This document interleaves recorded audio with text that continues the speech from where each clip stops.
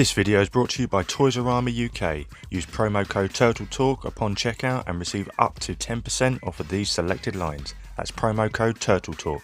Link is in the description.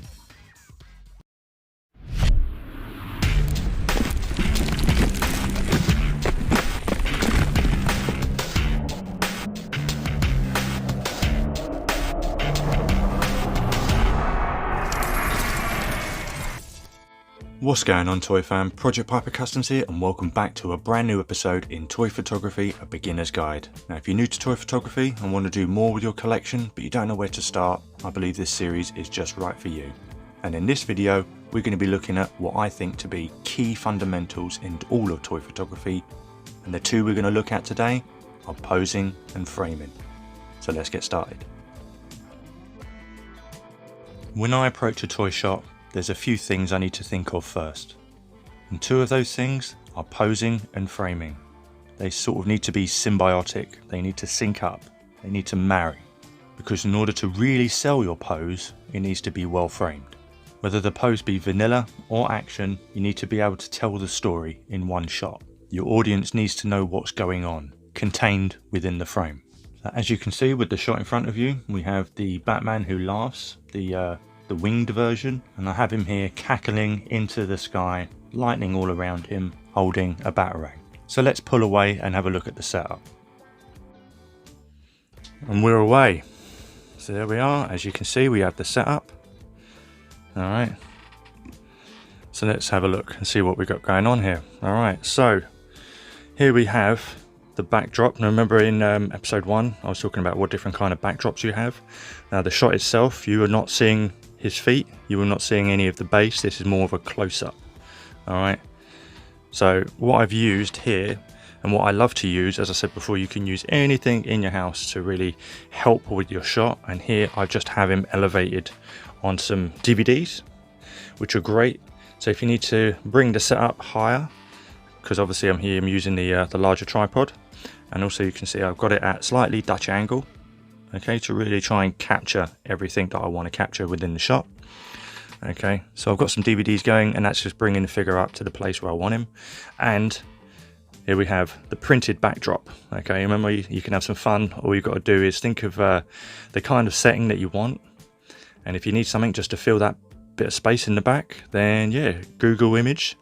Go onto Google, find the image that you want, and go through them all and find a decent one that sort of fits the same sort of angle to what the shot, you know, the angle of the shot that you're going for, and yeah, just print it out. There we go, the camera just stopped, so let's get back to it. There you are on the timer. Yeah, but yeah, so here I have some red lightning. Okay, image I found on Google, so I printed it out in A3, and I've just got it pinned to a piece of foam board.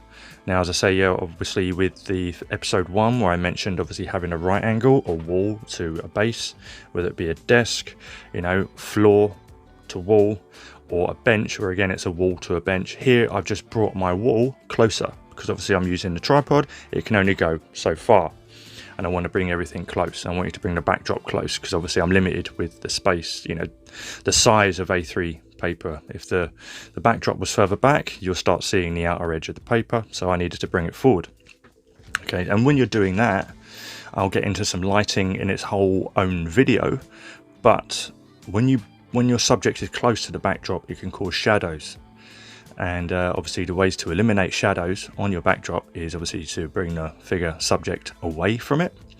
But if you don't have the room to do that, and then hit the backdrop with as much light as possible, and that should eliminate the shadows. Okay, so I'll briefly touch upon the lighting I have here. I have 4 lamps going. Okay, I have this desk lamp here down the bottom, I have that yellow one there, I have this one here, and I have that one above. Okay, and yeah, so what I wanted to do is give it some rim lighting and just capture the shadows across his face. All right. Okay, so here let's get into the shot itself. Alright, so as you can see, as I mentioned before, we've got him on a Dutch angle, which is tilted, so I can then play with this axis corner to corner, right? Okay, and I wanted obviously everything, I wanted his wingspan, as much of it as I could get into frame in the frame. Alright, and I wanted his hands out, cackling maniacally into the thundering night. Alright, so here I have him centered. Okay, as you can see, his wingspan is filling out the back. Okay, really using that axis. And to fill this area, I have his hand here, and then to fill the other area, just there, I have the other hand holding the batarang. Obviously my button's covering that, and obviously I have my drag and drop. There you go. Okay, so here's what I wanted to talk about. There isn't an area of dead space. Now, dead space obviously is a portion of the photo where nothing's going on in it whatsoever. So for instance, if I had this hand like up, that area would be considered dead space. But see, all the area of the frame is being filled in some way. Okay, so at the back, the corners and the back portion, the upper back is being filled out by his wings. Obviously the body and the head are filling out the center, and the arms are filling out the lower portion. All right, so there's always something going on within the shot, but everything is also contained. The figure itself needs to be the central focus of the shot. If it's just the one figure or character you have within the shot, it needs to be the main focal point. All right, which is his head. Okay, and yeah, so here we have him, and that's why the pose I have him in, and here he is married with the frame. Everything fits in the way I want it. Okay, you have the batarang. There's nothing's disturbing that. Okay, nothing's in the way. You can clearly see that he's holding a batarang.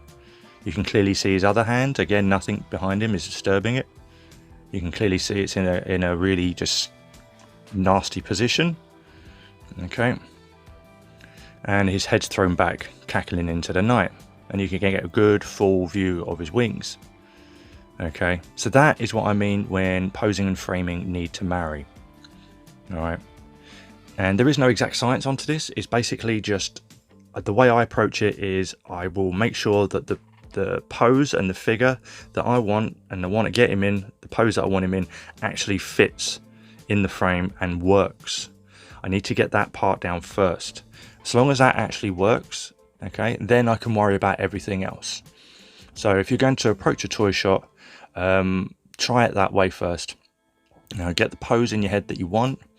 Okay, and then get it to fit within the frame of your camera, contained, and then you can worry about the backdrop, the setting, and the lighting. Okay, but these two things need to be the first things that marry up. All right, so this is one example with the printed backdrop, and I want to move on and show you another example. Okay, for this one we're going landscape. Okay, pretty simple idea. As you can see, we have a Secret of the Ooze shredder and a foot soldier, and the foot is just handing him the canister of ooze, and he's bowing obviously respect for completing the mission. And you have all the other foot soldiers lined up.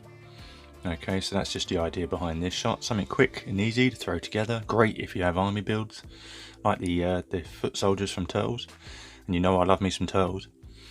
Okay, and yeah, so let me pull away from the camera and show you what we've got going here. And there we have it, pretty simple setup. Okay, and now with the posing, as you can see, we have our army of feet.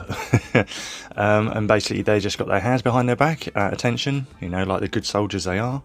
So all of them have got the same pose, okay, with their heads tilted up. And then we have Shredder down here, and he's just like glaring at the ooze, and we have this foot soldier here, as you see, bowing in respect. Okay, so we've got the fist in the open palm, and he's just tilting his head, and that's you know, sort of a classic ninja bow.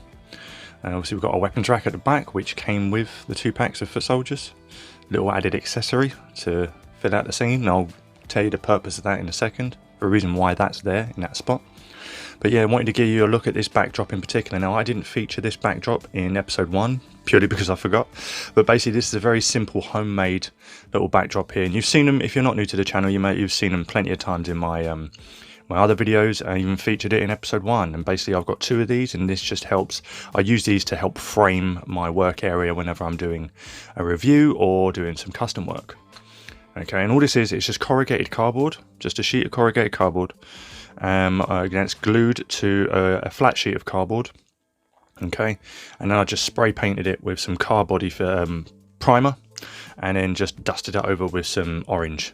spray as well, and it gives you that rust look. And yeah, that just gives you an industrial corrugated siding or roof, okay, which is handy for this particular setup as it's Secret of the Ooze themed.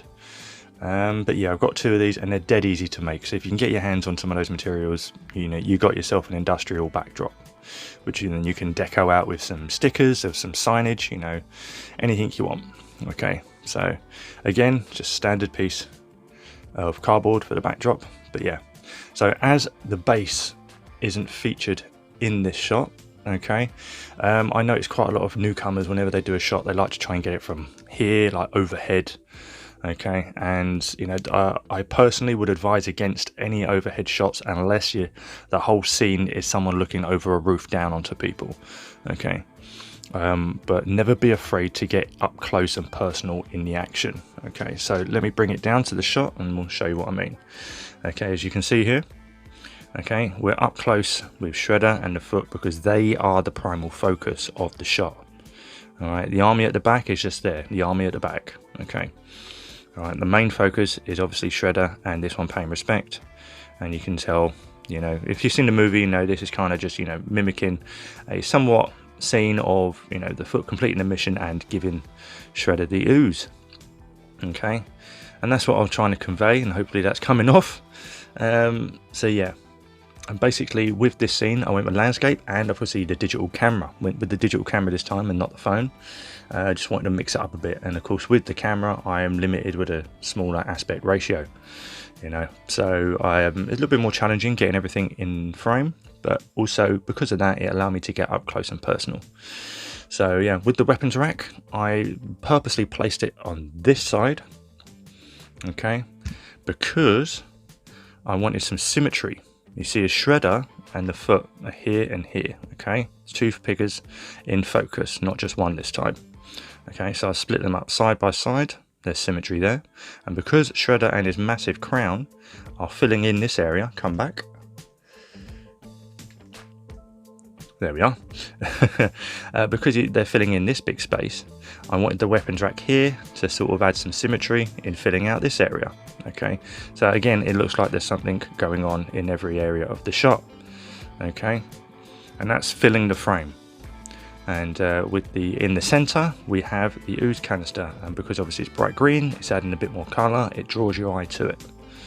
And yeah, so that's why posing and framing are very, very important to marry up together, because one will complement the other. All right, and yeah, so and the lighting, let me go over the lighting quick. I have 2 lamps here, one there. Okay, so we've got this one shining down on the Shredder and the foot, and this one just bringing in some light at the back here, and of course this one here bringing in some light at the back, so making it look like they're overhead lights. Okay, so yeah, simple shot, contained, and yeah, a lot of symmetry going on, so the whole thing is filled up. So the takeaway for this video being, with posing married with framing, you can do quite a lot with very little. And that will wrap it up for this one, guys. I didn't want to keep it too long. If you have any questions, please feel free to hit me up in the comments or over on my DMs on my social medias, which you can follow me at Project Piper Customs on Instagram and Facebook. If you're enjoying this series so far, please be sure to hit that like button, and if you're new to the channel, please hit that subscribe button as well to stay up to date with all the videos in this series and the other content, such as our live shows on Saturdays, Turtle Talk Live, where we can hang out and chop it up about the latest goings on in the world of action figures, pop culture, and all the good stuff in between. And there it is. Thank you so much again for watching. Hopefully these are helping you and giving you some ideas for setups of your own if you're new to toy photography. And yeah, carry on with the series. Please be sure to check out episode 1 and 2 that are up on the channel currently, and I'll see you all in the next one. Take care.